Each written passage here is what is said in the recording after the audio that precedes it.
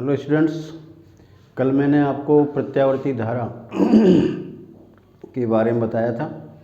प्रत्यावर्ती धारा का वास्तविक मान, प्रत्यावर्ती धारा का आभासी या वर्गमाध्य मूल मान, और मैंने आपको ये भी बताया था कि जो प्रत्यावर्ती एमीटर वोल्टमीटर होते हैं वो सभी वर्गमाध्य मूल मान ही पढ़ते हैं। जो उसका जो अपने घरों के अंदर जो वोल्टेज आती है, जैसे 220 वोल्ट है तो ये आरएमएस वैल्यू है उसकी, और करंट 10 एम्पीयर आती है तो ये आरएमएस वैल्यू है, यानी ये आभासी या इसका प्रभावी मान है जो ये। अब इसकी पीक वैल्यू निकालनी है तो आपको फॉर्मूले से इसमें निकालनी होगी जो ये। अब मैं आपको इसमें बता रहा हूँ कि प्रत्यावर्ती धारा मापन के लिए तब तार एमीटर और तब तार वोल्टमीटर प्रयुक्त किए जाते हैं।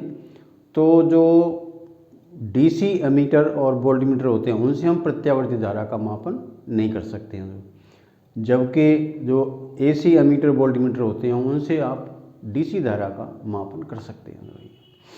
चलिए अब मैं आपको बताता हूँ इसमें प्रत्यावर्ती धारा के लाभ और हानि।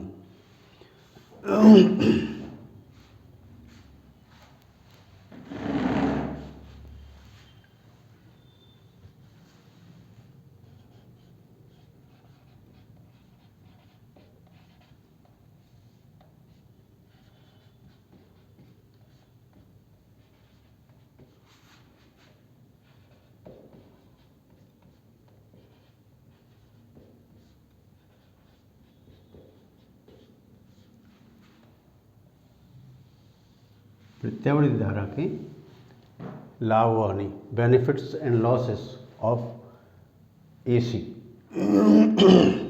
तो पहले हम इसके लाभ देखें, लाभ क्या क्या हैं। लाभ नंबर 1,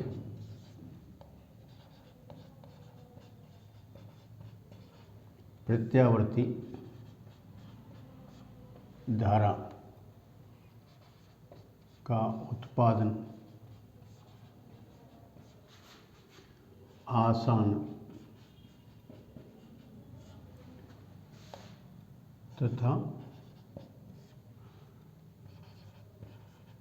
कम खर्चीला होता है।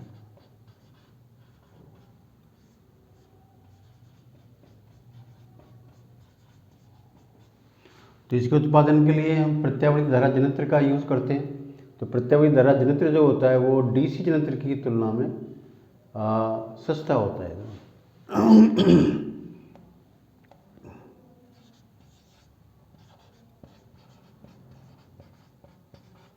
प्रत्यावर्ती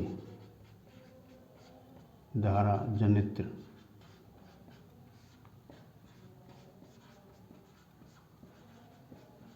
डिस्ट धारा जनरेटर की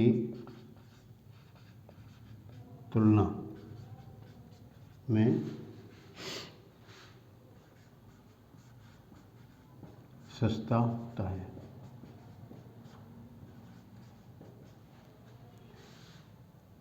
नंबर 3,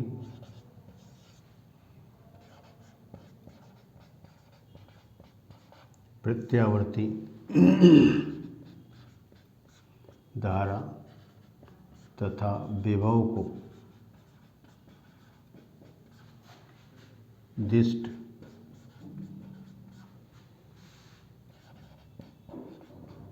धारा व विभव में परिवर्तित किया जा सकता है।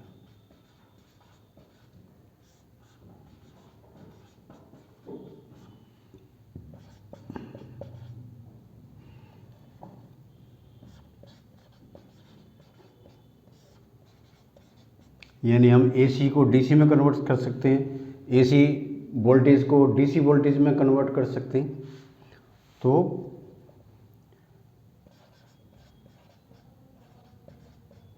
प्रत्यावर्ती धारा इसको कन्वर्जन करते हैं डिस्ट धारा में, और प्रत्यावर्ती विभव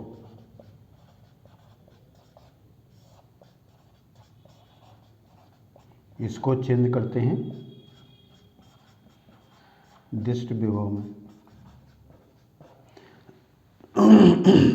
तो इनका कन्वर्जन प्रत्यावर्ती AC से DC में कन्वर्जन आसान होता है और इसके लिए डिस्ट कार्य का प्रयोग किया जाता है।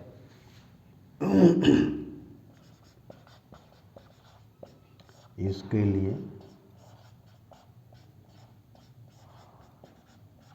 डिस्ट कार्य डायोड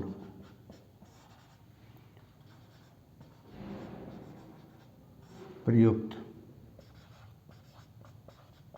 किया जाता है। आप पढ़ेंगे आगे जब आपको सेमीकंडक्टर डायोड बताए जाएंगे तो उसमें डायोड का एक हाफ वेव और फुल वेव यानी अर्ध तरंग और पूर्ण तरंग डिस्ट कार्य के आते हैं इसमें, जिसमें आपको बताया जाता है कि AC को DC में कैसे कन्वर्ट करते सकते हैं। लेकिन इसका उल्टा पॉसिबल नहीं है, DC को आप AC में कन्वर्ट नहीं कर सकते जो भाई, तो इसका कन्वर्जन ईजी होता है जो।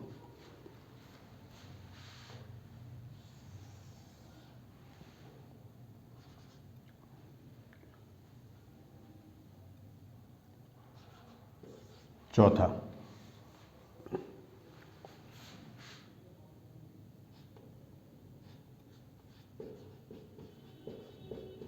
प्रत्यावर्ती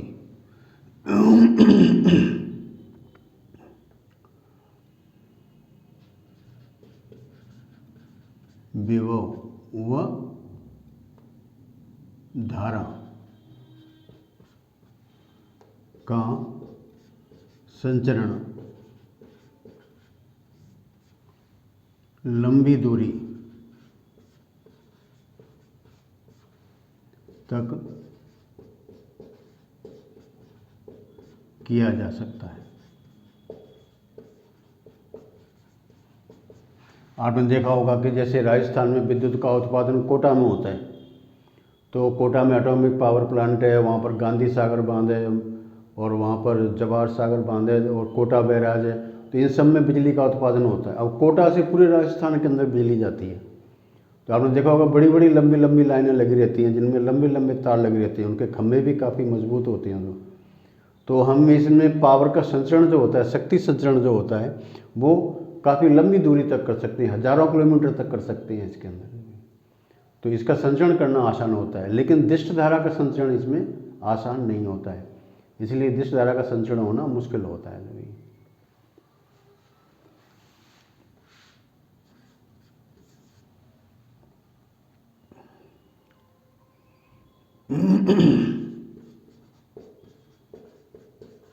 प्रत्यावर्ती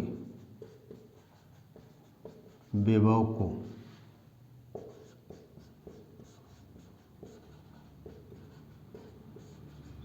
ट्रांसफॉर्मर की सहायता से उच्च विभव व निम्न विभव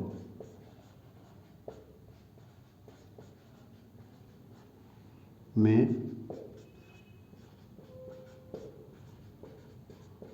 परिवर्तन किया जा सकता है।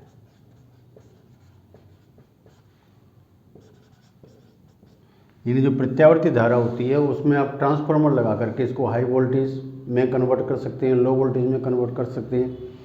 जैसे जो आने वाली जो वोल्टेज होती है, जैसे वहाँ से आपका जो मुख्य विद्युत गृह होता है जहाँ बिजली उत्पादित होती है, वहाँ से जो विद्युत आती है वो बहुत हाई वोल्टेज पर आती है, 10,000 वोल्ट, 11,000 वोल्ट, इस तरीके से, और करंट बहुत लो होती है। तो जब हम इसको इसी वोल्टेज को हम जहाँ पर जन समूह होता है या जहाँ पर आबादी क्षेत्र होता है वहाँ पर इसको डिस्ट्रीब्यूट करना होता है, तो हम स्टेप डाउन ट्रांसफार्मर लगा देते हैं। इससे जो 10,000 वोल्ट आ रहा है वो 220 वोल्ट में कन्वर्ट हो जाता है और फिर उसको जो आबादी क्षेत्र होता है उसको बांट दिया जाता है, डिस्ट्रीब्यूट कर दिया जाता है। तो इस तरीके से हम और जहाँ पर हमें फैक्ट्रियाँ होती हैं या किसी को वेल्डिंग करने वाले जो होते हैं वो भी ट्रांसफार्मर का यूज़ करके हाई वोल्टेज लो वोल्टेज अपनी इच्छा अनुसार गेन कर सकते हैं।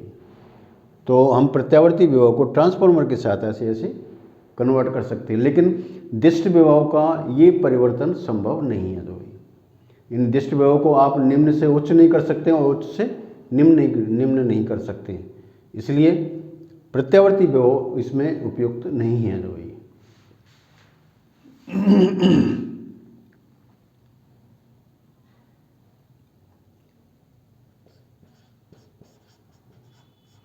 दिष्ट विभव को उच्च या निम्न मान में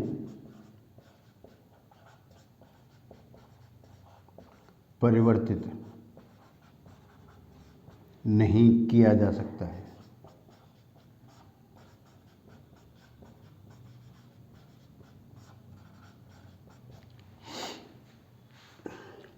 तो यानी कि जो प्रत्यावर्ती धारा होती है वो दिष्ट धारा से कई गुनी अच्छी होती है। तो वही जितनी भी मशीनें होती हैं वो सब इसी पर डिपेंड होती हैं, बल्ब, ट्यूबलाइट, पंखे वगैरह जो भी होते हैं वो सब आपके एसी से चलते हैं, एसी से ही चलते हैं इसके अंदर। तो वही और दूसरा मतलब ये होता है कि जो प्रत्यावर्ती धारा है हम इसकी शक्ति व्यय को कंट्रोल कर सकते हैं। तो वही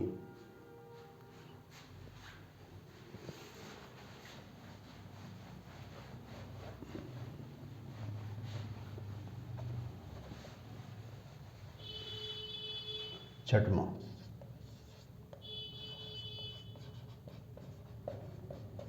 प्रत्यावर्ती परिपथ में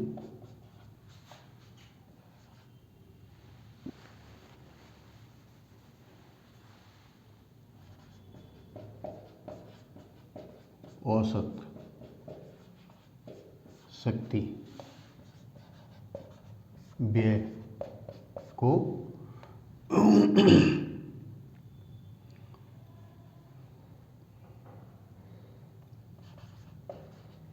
कम कर सकती है।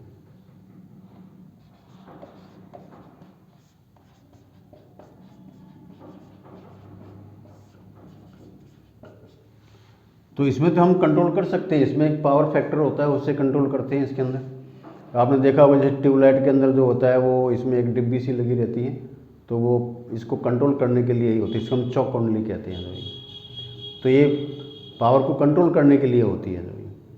और डीसी में ऐसा नहीं होता है, डीसी में आप पावर को कंट्रोल नहीं कर सकते, किसी प्रकार का उसमें अन्य कोई डिवाइस नहीं यूज़ कर सकते। उसमें जितनी करंट आ रही है आपको उसी में सब कुछ करना होगा, इसके अंदर जो वोल्टेज आ रही है उसी पर आपको सब कुछ करना होगा। और इसमें हम अपनी इच्छा अनुसार इसमें वोल्टेज उसको पावर को कम कर सकते हैं। तो पावर कंट्रोल भी इसका आसान होता है इसका जो ये। तो ये जो सुविधाएं होती हैं वो डीसी करंट के अंदर नहीं होती हैं, इसलिए एसी करंट अधिक लाभकारी होती है। ये तो हैं प्रत्यावर्ती धारा के लाभ। अब मैं आपको बता रहा हूँ इसकी प्रत्यावर्ती धारा की हानि।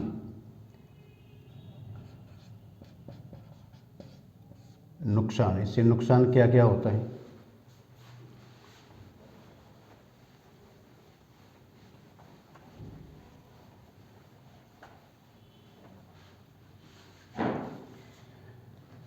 पहला है इसमें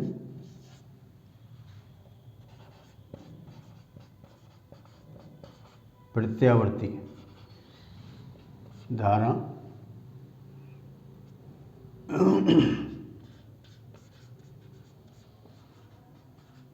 दिष्ट धारा से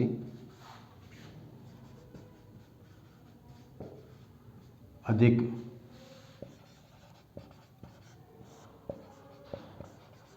खतरनाक होती है। यानी कि अगर कोई व्यक्ति दिष्ट धारा परिपथ में नंगे तारों को पकड़ लेता है तो फिर उसकी डेथ भी हो सकती है उसकी जो है। लेकिन दिष्ट धारा में ऐसा नहीं होता है, दिष्ट धारा में व्यक्ति की कोई डेथ नहीं होती, तो झटका लग करके वो अलग हो जाता है। लेकिन प्रत्यावर्ती धारा में अगर कोई व्यक्ति संपर्क में आ गया तो फिर उसको कोई नहीं बचा सकता है, मतलब विदिन ए मिनट उस व्यक्ति की डेथ हो सकती है जो है। इसका कारण क्या होता है कि जो प्रत्यावर्ती धारा होती है उसकी पीक वैल्यू ज़्यादा होती है। जो तो हमारे घरों के अंदर जो वोल्टेज आती है वो 220 वोल्ट होती है। कल मैंने आपको बताया था कि इसी का शिखर मान जो होता है वो 311 वोल्ट के बराबर होता है। इसका मतलब ये है कि जो प्रत्यावर्ती धारा है वो 311 वोल्ट से लेकर के प्लस 311 से माइनस 311 तक वो चेंज होता है, और ये चेंज इतना फास्ट होता है कि कोई भी व्यक्ति इसको सहन नहीं कर पाता है। परिणाम ये होता है कि व्यक्ति की डेथ भी हो सकती है। जो है अगर सही टाइम पर उसका बचाव नहीं किया गया तो उसमें डेथ हो सकती है। अब इसमें ये होता है कि अगर एक व्यक्ति के संपर्क में कोई दूसरा व्यक्ति आ गया तो वो भी, उसकी भी डेथ हो सकती है। जितने भी उस व्यक्ति के संपर्क में आते चले जाएंगे उनकी डेथ होती चली जाएगी। तो ये उन सब उससे चिपक जाते हैं। जो है साथ ही इसको हमेशा किसी सूखी लकड़ी से ही उन व्यक्तियों को बचाया जा सकता है। जो तो क्योंकि सूखी लकड़ी के अंदर कुचालक होती है, उसमें कोई विद्युत धारा नहीं आती, तो उन्हीं व्यक्तियों को तार को झटका दे करके ही सूखी लकड़ी से और बचा सकते हैं। तो इस तरीके से ये प्रत्यावर्ती धारा जो होती है खतरनाक बहुत होती है।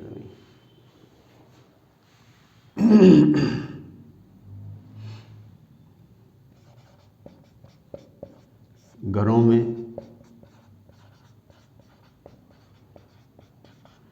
प्रत्यावर्ती विभव ये होता है VRMS, ये होता है 220 वोल्ट, और इसका शिखर मान हम निकालें V0 equal to √2 into VRMS। So √2 into 220, तो ये आ जाता है 311 वोल्ट।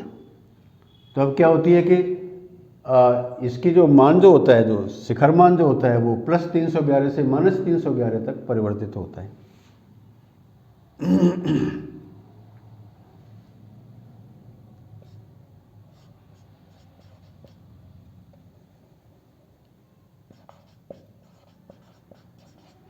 प्रत्यावर्ती विभव 311 वोल्ट से माइनस 311 वोल्ट तक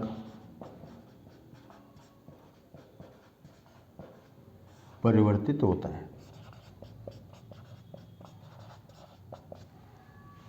तो इससे व्यक्ति की डेथ भी हो सकती है। जो ही चलिए दूसरा इसकी हानि है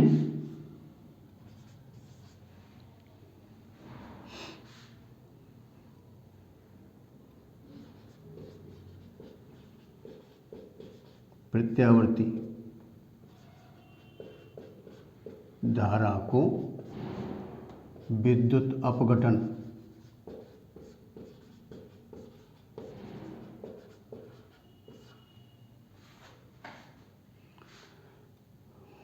तथा इलेक्ट्रोप्लेटिंग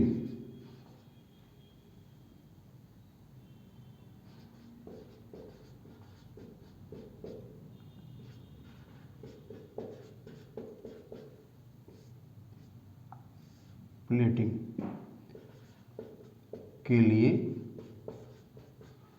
प्रयुक्त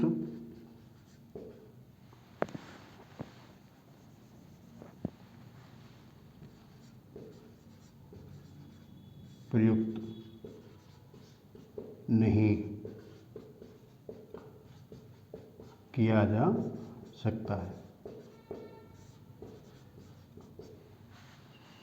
तो विद्युत अपघटन क्रिया में क्या होता है कि भाई हम इसमें जो धनायन होते हैं ऋणायन होते हैं, तो जब उसमें दो इलेक्ट्रोड डाल करके करंट फ्लो करते हैं तो धनायन एक साइड के इलेक्ट्रोड पर आ जाते हैं, ऋणायन दूसरी साइड के इलेक्ट्रोड पर आ जाती है। इसमें ऐसा नहीं होता है, प्रत्यावर्ती धारा द्वारा ऐसा नहीं किया जा सकता है, क्योंकि इसकी डायरेक्शन बदलती है। तो वो आयन जो होते हैं वो आपस में एक दूसरे की तरफ गति करते रहते हैं, तो किसी का डिपोजिशन नहीं होता है। इसका मतलब क्या है, विद्युत अपघटन क्रिया उसमें होती नहीं है। उसके अंदर एवरेज मान इसका 0 के बराबर होता है, तो लगभग विद्युत अपघटन क्रिया 0 के बराबर होती है। इलेक्ट्रोप्लेटिंग, इसी क्रिया को हम इलेक्ट्रोप्लेटिंग के लिए यूज़ करते हैं। जैसे मान लो कि आपको किसी पदार्थ पर कोई धातु का लेप करना है, तो जो लेपिंग करने की जो प्रक्रिया होती है उसमें विद्युत अपघटन का ही यूज़ करते हैं। तो जो सोने चांदी के आभूषण वगैरह होते हैं, इनका सोने का पानी किसी पर चढ़ाना है तो उसको हम क्या कहते हैं, इलेक्ट्रोप्लेटिंग कहते हैं। ये सपोज करो आपके पास एक चम्मच है और चम्मच पर सोने का आपको इलेक्ट्रोप्लेटिंग करती है, तो गोल्ड का जो उसका सॉल्यूशन होता है उसमें डाल दिया जाता है, और AC करंट फ्लो करोगे तो उसमें कोई इलेक्ट्रोप्लेटिंग नहीं होगी। उस पर इकट्ठा ही नहीं होगा गोल्ड। तो क्या है कि हम इसको इलेक्ट्रोप्लेटिंग के लिए यूज़ नहीं कर सकते हैं, लेकिन दिष्ट धारा का इलेक्ट्रोप्लेटिंग के लिए यूज़ किया जा सकता है।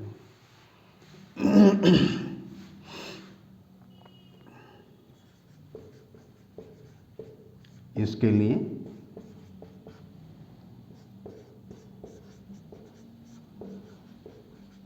दिष्ट धारा ही प्रयुक्त की जा सकती है।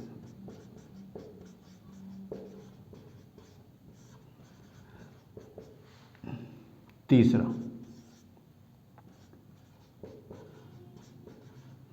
त्वचिक प्रभाव, इसको हम स्किन इफेक्ट कहते हैं। त्वचा से बना स्किन इफेक्ट। तो ये क्या होती है कि ये करंट जो चालक के भीतर नहीं बहती है, ये चालक की सरफेस पर बहती है।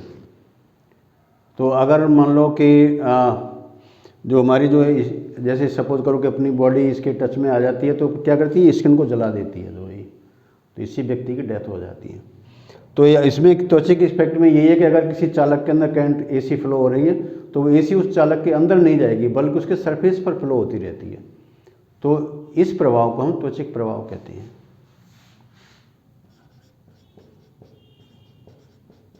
प्रत्यावर्ती धारा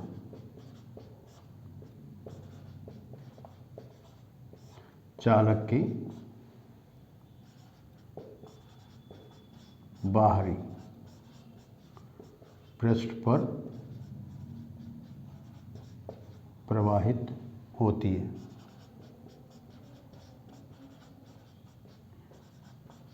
इसे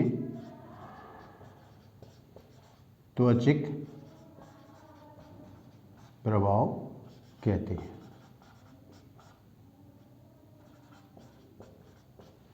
तो अब ये है कि हम मोटे मोटे चालक यूज़ करने का कोई मतलब नहीं है, तो हम क्या करते हैं, उसी पदार्थ के पतले पतले तार बनाते हैं और उन तारों को एक जॉइंट कर देते हैं उनको जो है। तो उन तारों के जैसे मान लो 4-5 तार लिए आपने और एक साथ जोड़ करके और आपने मतलब उनको बना दिया जो। तो आपने देखा वो घरों के अंदर जो विद्युत परपथ बनाते हैं, तो जो मैकेनिक होता है तो वो तार मंगाता है, तो तार जो वायर है उस वायर के अंदर पतले पतले तार कई एक होते हैं जो। तो इसका मतलब ये है कि हमें मोटे चालकों का उपयोग नहीं करना है इसके लिए।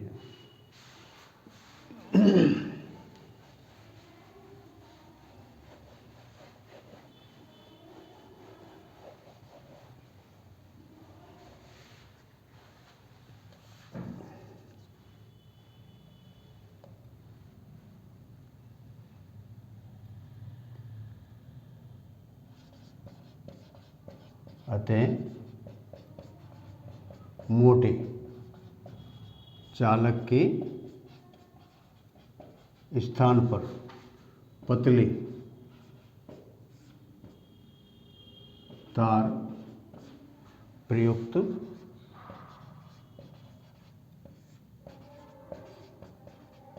किए जाते हैं। यही कारण। तो अब इसमें क्या होता है कि जो चालक विद्युत का अच्छा चालक होता है, तो उसके लिए जैसे तांबा है, तांबा सबसे अच्छा चालक है जो कॉमर्शियल यूज़ के लिए। यूँ तो फिर एल्युमिनियम का भी यूज़ करते हैं। वैसे सबसे अच्छा चालक जो होता है वो सिल्वर होती है, चांदी। अब चांदी क्योंकि बहुत महंगी होती है तो उसका यूज़ नहीं किया जा सकता है, इसलिए हम तांबे का यूज़ करते हैं। तो तांबे के पतले पतले तार होते हैं जिनको जोड़ दिया जाता है और उनको प्लास्टिक की रैपिंग कर दी जाती है उनके ऊपर, और ये तार काफ़ी ड्यूरेबल होते हैं इनमें। और इसके मोटे जो उसकी आवश्यकता नहीं होती, क्योंकि मोटा जो चालक होगा तो उसको मोड़ने के ऐंठने के लिए बहुत प्रॉब्लम होती है। तो सबसे आसान तरीका ये है कि उसके पतले पतले तार बना दिए जाए, तो वो सरफेस पर विद्युत धारा प्रवाहित होती है। तो इस तरीके से ये प्रत्यावर्ती धारा की हानियाँ हैं, इससे हम ऐसा नहीं कर सकते हैं जो, और ये बहुत हानिकारक करंट होती है जो।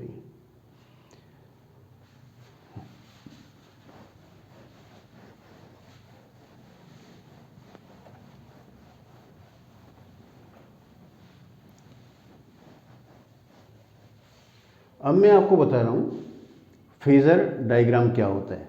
फेज़र डायग्राम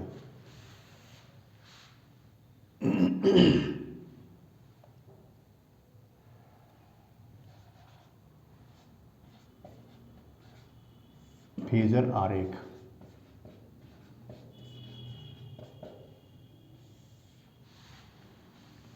जो प्रत्यावर्ती धाराएं हैं तो इसके साथ में प्रत्यावर्ती विभव भी होता है। तो जो प्रत्यावर्ती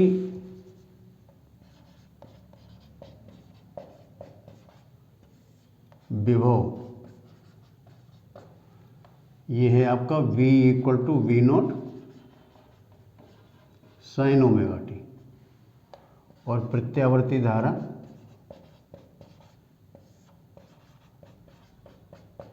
ये है I equal to I naught sine omega T. तो अब इसमें क्या है कि ये जो दो टर्म्स हैं साइन ओमेगा टी, ये टर्म्स इसके फेज को व्यक्त करते हैं। इसमें जो ओमेगा टी है ये कोण की माप है इसके अंदर। तो अब ये है कि परिपथ के अंदर जो विद्युत विभव, प्रत्यावर्ती विभव और प्रत्यावर्ती धारा है, उनमें कलांतर कितना है उसके अंदर। तो इनकी V और I को एक कला डिफरेंस पर जो कलांतर होता है उसके अनुसार प्रदर्शित करना फेजर आरेख कहलाता है।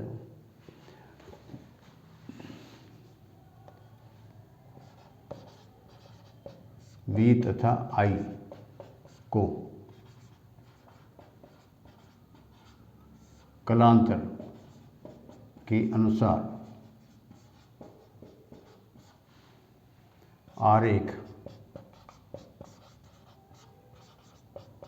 द्वारा प्रदर्शित करना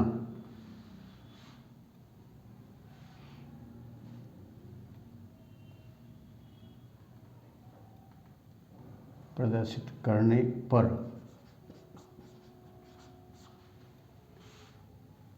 प्राप्त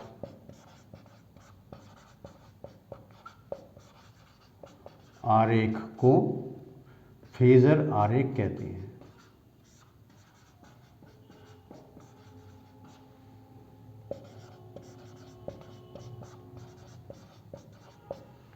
तो ये परिपथ पर डिपेंड करता है, परिपथ किस तरीके का है। अब जैसे मैंने यहाँ पर ये ले रखे हैं, अगर मान लो मैं इन्हीं को फेजर आरेख इनका व्यक्त करूँ तो मैं इस तरीके से व्यक्त कर सकता हूँ। जो है इसके अंदर ये है आपका, ये यहाँ पर ये है आपका हम इन दोनों को एक साथ प्रयुक्त करते हैं, यहाँ V और I, और यहाँ पर जो होता है वो टाइम का यूज़ कर सकते हैं हम।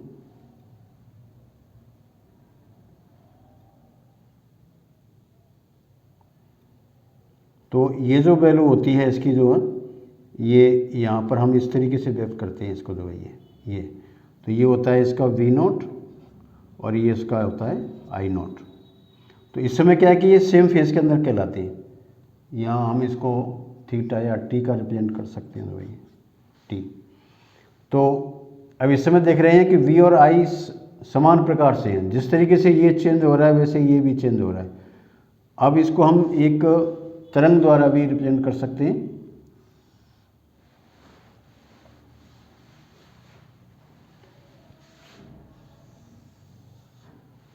जैसे आपने यहाँ पर ये ले लिया 0 और ये यहाँ पर आपका V और I दोनों को ही लेंगे एक साथ। यहाँ पर टाइम t होगा तो हम इसको इस तरीके से, ये V के लिए V और ये इसमें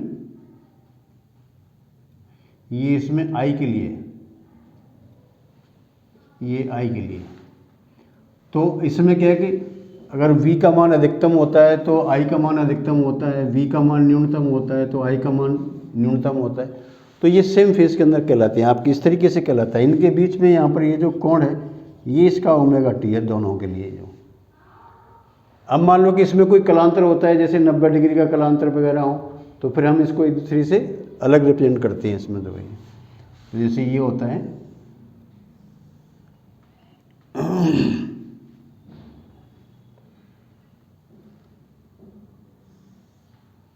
ये है, सपोज ये कोण ओमेगा टी है और ये इसमें I को रिप्रेजेंट करता है। तो और इसके ठीक इससे हम इस तरीके से ड्रॉ कर दें यहाँ पर, ये आई, सॉरी ये वी और ये आई। अब यहाँ पर हम ये जो कोण देखें तो ये थीटा के बराबर होता है। तो इस तरह से रिप्रेजेंट करना, ये इसका फेजर आरेख कहलाता है। जो ये 0 है यहाँ पर, और यहाँ वी और आई दोनों हैं, और यहाँ पर टाइम टी है। तो इस तरीके से हम इसको, मान लो कि आई वी से आगे है, बी से पीछे है, तो हम इस तरह से हम इसको रिप्रेजेंट कर सकते हैं भैया। तो ये वी आर साथ में ही यहाँ पर जो होता है, तो दूसरे जो विभव होता है उसको हम रिप्रेजेंट कर सकते हैं। अब इसमें जैसे सपोज करो प्रतिरोध लेते हैं तो प्रतिरोध के अंदर ये सेम फेज के अंदर होते हैं, बाकी का प्रेरक तो संधारित्र के अंदर ये अलग अलग होते हैं इसमें जो। तो वी और आई को एक फेज डिफरेंस के अनुसार प्रदर्शित करना ही इनका फेजर आरेख कहलाता है। तो ये कहलाते हैं, इस तरह से जो खींचा गया आरेख होता है वो फेजर आरेख कहलाता है। ये फेजर आरेख है इसका, जो ये यहाँ पर ये इसका 0 है।